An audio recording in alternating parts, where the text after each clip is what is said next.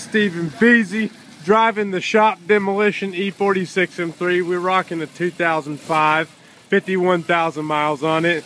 Car's, you know, exterior needs a little work, but the mint interior right here, and I mean, look at the handling on this thing.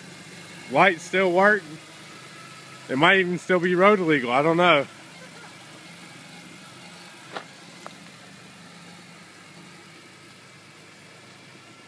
Just pull her right over here, next to Ray's car.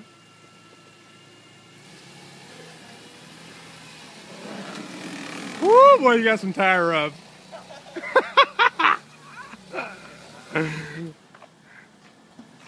Rev that thing up. Rev it up. Just got all its power. Hold on, let me get this thing running right here. Oh, we actually have 53,685 on it. Shit's lit up like a Christmas tree, but that was well.